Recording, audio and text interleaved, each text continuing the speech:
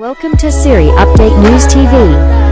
Siri Studio Documentary Production YouTube channel. Tubashimiye ko muhisemo kudukurikira. Tekereza umuntu yarubatse inzu nini cyane ifite inzugi, amadirishya, amashanyarazi, imiyoboro y'amazi, ibisenge n'inkuta.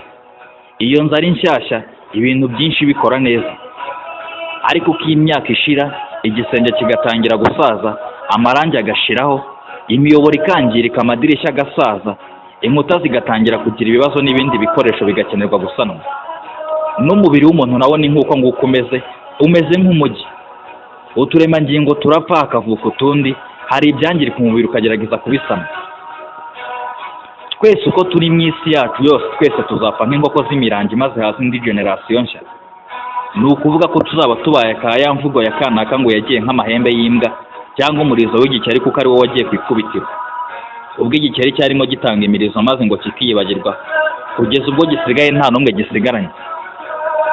Isaha yawe nigera urupfu ruzikoranya maze ruzane n'abambari barwo, ari bo mpanuka cyangwa uburwayi, inzara cyangwa ubujura ndetse n'abandi bambari barwo bose. Icyo gihe ruzakuzibiranya maze rugukumbanye neza cyane, rukwinike rukwinure, rugukoze hirya no hino maze urerembura amaso ube wageze ahacecekerwa. Hamwe utazabuze ngo ninde turi kumwe cyangwa ninde uri hano hafi yanjye. Hari ikintu kimwe abantu bose banganaho, abakire n'abakene, abanyabwenge n'abatarize, abakomeye n'aboroheje. Twese tuzapfa.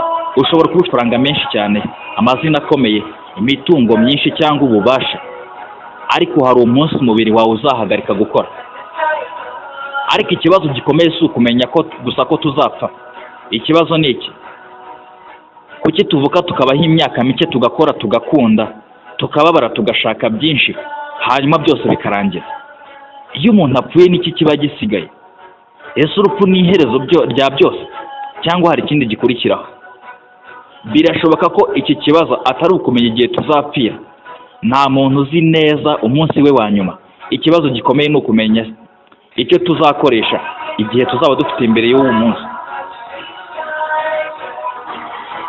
Kuko umunsi umwe ibyo dutunze bishobora gusigara, amazina yacu ashobora kwibagirana, umubiri wacu ushobora gusubira mu butaka, ariko ibikorwa twakoreye abandi, urukundo twatanze, ubumenyi twasigiye abandi n'ingaruka twagize ku buzima bw'abandi bishobora gukomeza kubaho.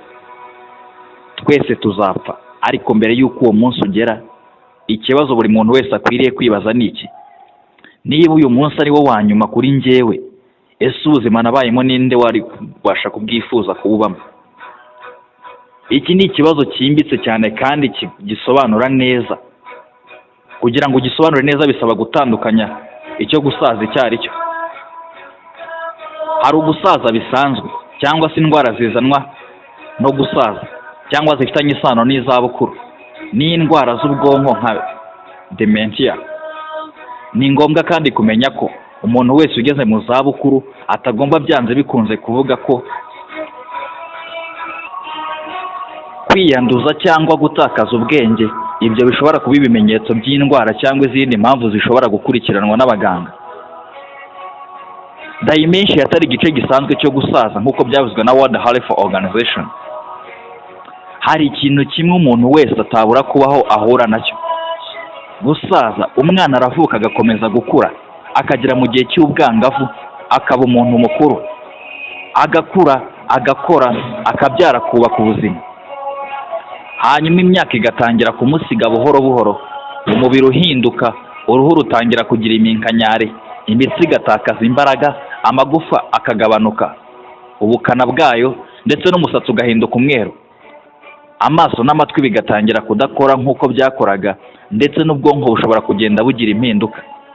Ariko ikibazo gikomeye ni iki: kuki ibi byose bibaho? Ese hari ikintu kiba mu mubiri w'umuntu gituma umuntu apfa buhoro buhoro? Ese hari igihe umubiri ugira nk'aho uba utagishoboye kwisana wo ubwaho? Kuki uruhu rw'umuntu ukiri muto ruba rufashe rworoshye kandi rufite ububobere, ariko uko imyaka igenda ishira rugatangira kugenda rumanuka no kugira iminkanyari?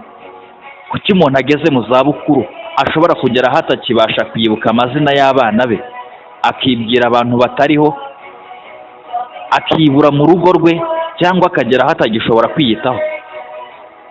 Igisubizo ntikiri mu kintu kimwe gusa. Gusaza ni igikorwa kigenda kiba ku rwego rw'uturemangingo, ingingo, imitsi, ubwonko, imisemburo, ubwirinzi bw'umubiri n'ubushishozi cyangwa se n'ubushobozi bw'umubiri bwo kwisana ubwawo.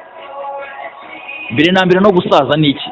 Ubundi gusaza ni impinduka zigenda ziba mu mubiri uko imyaka igenda yiyongera, bigatuma ubushobozi bw'ingingo n'uturemangingo bwo gukora neza no kwisana bigenda bigabanuka. Ntabwo ari uko umunsi umwe umuntu abyuka agasanga yashaje cyangwa akavuga ngo ubu ndashaje, ahubwo ni urugendo rutangira hakiri kare cyane kandi rugenda rugaragara uko imyaka yiyongera. Ubushakashatsi ku binyabuzima bw'ubusaza bwerekana ko gusaza bifitanye isano n'impinduka nyinshi cyane ziba ku rwego rw'uturemangingo n'ibinyabutabire bigize umubiri. Abashakashatsi benshi bavuga ku buryo bwinshi bw'ingenzi bugira uruhare mu gusaza, harimo kwangirika kwa DNA y'uturemangingo, impinduka mu mikorere ya mitochondria, kugabanuka k'ubushobozi bwo gusana ibyangiritse n'izindi mpinduka nk'uko byavuzwe na National Institute on Aging. Ni ukuvuga ko umubiri wacu ufite uburyo bwo kwisana wo ubwawo, ariko ubwo bushobozi ntibukomeza kuba ku rwego rumwe ubuzima bwose. Kugira ngo tubyumve neza, reka dufate urugero rw'inzu. Tekereza neza inzu nini ifite inzugi, amadirishya, amashanyarazi, imiyoboro y'amashanyarazi ndetse n'imiyoboro y'amazi, ibisenge n'inkuta. Iyo nzu akaba ari nshyashya, ibintu byinshi bikora neza, ariko uko imyaka igenda ishira, igisenge kigatangira gusaza, amarangi agashiraho, imiyoboro ikangirika, amadirishya agasaza, inkuta zigatangira kugira ibibazo n'ibindi bikoresho bigakomeza gusanwa, bigakenera gusanwa. Umubiri w'umuntu nawo umeze nk'uko nguko. Uturemangingo turapfa hakavuka utundi, hari ibyangirika umubiri ukagerageza kubisana. Iyo turi bato, uburyo bwo gusana no gusimbura ibyangiritse buba bukora neza cyane. Uzarebe iyo umwana mutoya akutse amenyo, mu gihe gito cyane amenyo arongera akamera. Ariko bitandukanye n'uko umugabo w'imyaka 30 cyangwa 40 ashobora gukuka amenyo agategereza ko andi azamera agaheba. Uko imyaka yiyongera, ibintu byangirika bigenda byiyongera kandi uburyo bwo kubisana bushobora kutongera gukora. Aha niho igitekerezo cy'ingenzi kiri. Gusaza si uko umubiri uhita uhagarika gukora, ni uko ubushobozi bwo kwisana, bwo gukomeza gukora imikorere no kugira imikorere myiza bugenda bugabanuka mu gihe ibyangiritse n'impinduka byo bigenda byiyongera. Umubiri w'umuntu ugizwe n'uturemangingo twinshi cyane. Uruhu rufite uturemangingo, umutima ugizwe n'uturemangingo, imitsi igizwe n'uturemangingo ndetse n'ubwonko bugizwe n'uturemangingo twabo. Umwijima, impyiko, amagufwa n'izindi ngingo zose bifite uturemangingo. Uturemangingo nitwo dukora imirimo y'ingenzi ituma umubiri ubaho, ariko uturemangingo natwo dushobora kwangirika, gusaza, gutakaza ubushobozi bwo kwigabanyamo cyangwa guhindura imikorere. Hari ubwoko bw'uturemangingo bita senescence cell. Uturemangingo nk'utwo tuba twaratakaje ubushobozi busanzwe bwo kwigabanyamo, ariko tugakomeza kubaho kandi dushobora kurekura ibintu inflammation cyangwa bikagira ingaruka ku tundi turemangingo. Uko umuntu asaza, uturemangingo dushobora kwiyongera. Ni kimwe mu bintu abashakashatsi bari kwiga kugira ngo basobanukire impamvu umuntu ugenda usaza. Muri utu turemangingo harimo DNA ishobora gutekerezwa nk'amabwiriza akubiyemo amakuru akenewe kugira ngo uturemangingo dukore, ariko DNA ishobora kwangirika. Umubiri ufite uburyo bwo gusanwa bimwe na bimwe mu byangiritse kuri DNA, ariko uko imyaka yiyongera, ibyangirika bishobora kwiyongera kandi uburyo bwo kubisana ntibube ku rwego rumwe. Ubushakashatsi bwa NIH bwerekana ko kwiyongera kwa DNA mu turemangingo tw'ubwonko bishobora kugira uruhare mu mpinduka zimwe na neurodegeneration, harimo ibibazo bifitanye isano. Ibi bitwereka ko gusaza atari ikibazo cy'uruhu gusa, ni ikibazo kigera ku rwego rw'amabwiriza turemangingo dukora neza. Hari ikindi kintu cyitwa telomeres. Telomeres ziba ku mpera za chromosomes kandi zigira uruhare kurinda chromosomes igihe uturemangingo twigabanyijemo. Uko uturemangingo tumwe twigabanyamo, telomeres zishobora kugenda ziba ngufi. Ibi ni kimwe n'ubwo ubushakashatsi ku gusaza k'uturemangingo. Ariko hari ikintu gikomeye cyane tugomba kwirinda. Ntabwo umuntu ashobora gusonoza. gusaza kwe akoresheje telomere gusa. Gusaza ni ibintu byinshi bifatanyije, ni nka moteri ifite ibice byinshi cyane kamwe gusa, ureba ibice byinshi cyane byose bigize iyo moteri. Muri cells harimo ibice byinshi bya mitochondria bigira uruhare runini cyane mu gukora ingufu n'umubiri ukoresha. Ukiyongera mitochondria zishobora kugira impinduka mu mikorere. Iyo umusaruro w'ingufu n'imikorere y'uturemangingo bigenda bihinduka, bishobora kugira ingaruka ku ngingo zitandukanye, kandi nicyo gituma gusaza kugenda kukureba nk'ikibazo cy'umubiri rwose. Iki ni kimwe mu bibazo bishe abantu benshi cyane. Hari abantu bibaza ngo kuki uruhu rukanyarara. Uruhu rw'umuntu ukiri mutoya rwo gukora no kwisana, kandi ruba rufite ibintu byinshi bifasha kugira ngo uruhu rukomeze rumeze neza. Muri byose harimo collagen na elastin. Collagen ifasha uruhu kugira imiterere n'imbaraga, naho elastin ibasha gufasha uruhu kugira ubushobozi bwo gusubira mu mwanya warwo nyuma y'uko kuramburwa. Uko imyaka igenda yiyongera, umusaruro n'imiterere y'ibi bintu birahinduka. Nanone impinduka mu turemangingo tw'uruhu, inflammation, oxidative stress n'ibindi bishobora kugira uruhare. Niyo mpamvu uruhu rutangira kugira iminkanyari, kugabanuka k'ubworoherane, kumanuka, gukanyarara, ndetse no gutakaza bimwe mu biranga uruhu rw'umwana. Ubu bushakashatsi bwa NIED kwiga uruhare rwa mu mpinduka z'uruhu harimo saging na wrinkles, nk'uko byavuzwe na National Institute on Aging. Imbaraga, uko umuntu asaza imitsi ishobora kugenda igabanuka mu bunini, harimo no mu mbaraga. Ibi bishobora gutuma buhoro, agahagarara bigoye, agwa kenshi, cyangwa agakenera ubufasha mu bikorwa bya buri munsi. Amagufwa nayo agira impinduka, ingingo zishobora kugira ibibazo, ndetse n'ubushobozi bwo gukura imyanda mu mubiri wisohora hanze. na World Organ ivuga ko ubusaza bujyana n'impinduka cyane z'umubiri, kandi ko izindi mpinduka zishobora kugaragara mu kugenda, kumva, kubona, mu mirire, kugenzura inkari, ndetse no kugwa mu bindi bitandukanye. Ubwonko nabwo burasaza. Iki ni igice cy'ingenzi cyane. Ubwonko ni rwo rugingo rutuma twibuka, dutekereza, dufata ibyemezo, tumenya aho turi, tumenya abantu, tuvuga, tugenzura. Uko umuntu asaza hari impinduka zisanzwe zishobora kubaho mu mikorere y'ubwonko. Umuntu ashobora kwibagirwa rimwe na rimwe, gutinda kubona ijambo, gukenera ikinini cyo kwiga cyangwa cyo kuvurwa.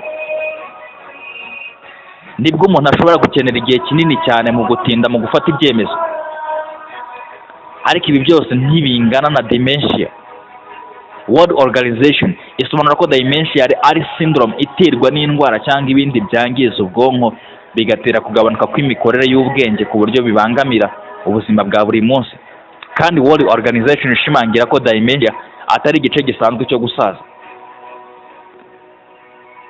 Hari indwara zitandukanye zishobora kwangiza ubwonko, cyangwa se indwara zamenyeranywe cyane nk'iyitwa Alzheimer's disease. Ariko iyi si yo yonyine itera dementia. Dementia ishobora gutuma umuntu yibagirwa ibintu aherutse gukora, cyangwa se akayoberwa ahantu ari, atamenya abantu yari asanzwe azi, atabona uko akora ibintu yari asanzwe akora, agira ikibazo cyo kuvuga, afata imyanzuro itari myiza, cyangwa se ahinduka. World Organization ivuga ko Alzheimer ari impamvu ikunze kugaragara cyane muri dementia, ariko hari n'izindi ndwara nka vascular dementia, dementia with Lewy body disease, and frontal dementia. Hari ibindi bintu abantu benshi bashobora kubona ku bantu bamwe na bamwe bageze mu za bukuru, bakibaza bati ese ubwonko bwe bwuzuye amazi? Igisubizo ni oya. Iyo umuntu avuga ko umuntu ubwenge bwamubanye amazi, iyi ni imvugo ikoreshwa mu buzima busanzwe, ntabwo ari ibisobanuro bya siyanse by'uko ubwonko bwe bwuzuye amazi. Umuntu ushaje ashobora kuvugana n'umuntu utariho, cyangwa se utari n'aho ngaho, kubona cyangwa kumva ibitariho, cyangwa kwizera ibintu bitabayeho. Nibwo uzasanga umuntu arimo arivugisha, cyangwa se ukajya atangira kuvuga amazina y'abantu bapfuye kera cyane, akaganira nabo, cyangwa se akabwira abandi bantu ibyo bavuganye n'abo bantu kandi mu by'ukuri bakibaho. Ibi bikunze kugaragara kenshi cyane mu buzima bw'abantu bashaje. nibwo umuntu aba yarashaje neza akajya yicara kumva andi majwi avugira mu matwi yiwe, ariko kandi koko ugasanga abo bantu barimo baravugira mu matwi ye batari iruhande rwiwe. Nibwo ushobora gusanga ari kugusubiza cyangwa agahamagara izina rya wa muntu wapfuye, kandi mu by'ukuri uwo muntu atakiri aho ngaho, amuheruka nko mu myaka nka 20, umuntu utariho, kubona cyangwa kumva ibintu bitariho cyangwa kwizera ibintu bitabayeho.